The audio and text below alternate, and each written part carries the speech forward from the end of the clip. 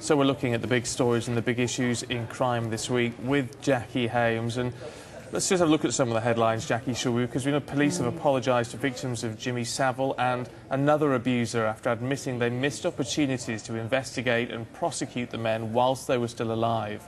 North Yorkshire Police made the apology after an investigation into the activities of Savile and the former mayor of Scarborough, Peter Giaconelli, concluded there would have been enough evidence to consider prosecuting them. The force said 35 people had come forward with allegations about the pair. The second man has been arrested. He was arrested last night, actually, over the murder of an off-duty police officer. 36-year-old PC Neil Doyle was attacked in Liverpool city centre on a night out with colleagues. Police also have in custody a 28-year-old man who handed himself in on Friday.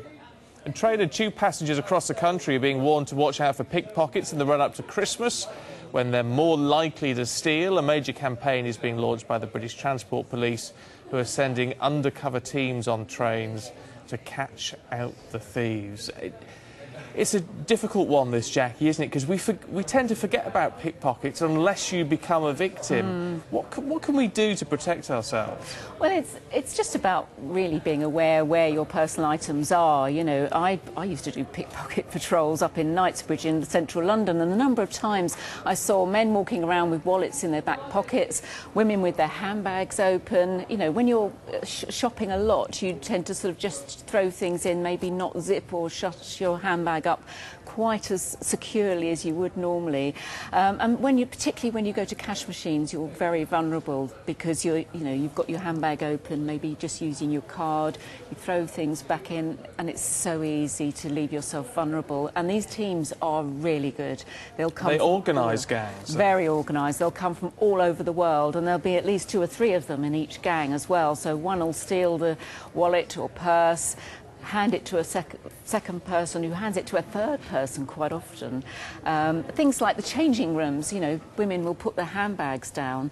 A lot of stores have temporary changing rooms at this time of year with curtains, and they'll just grab your handbag from underneath the changing room curtain, or if you're sitting in a coffee shop, put your handbag on the floor or on the back of a chair and it's gone. And in terms of the work that officers have to do on this, does it become more difficult that, I guess, sometimes people don't know they've been the victim of crime until some time later?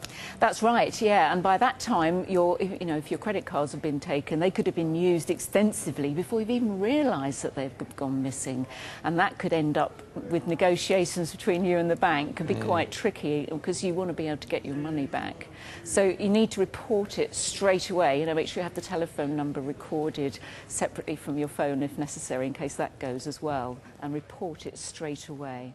OK. Bit of common sense applied to all that. Be careful this Christmas.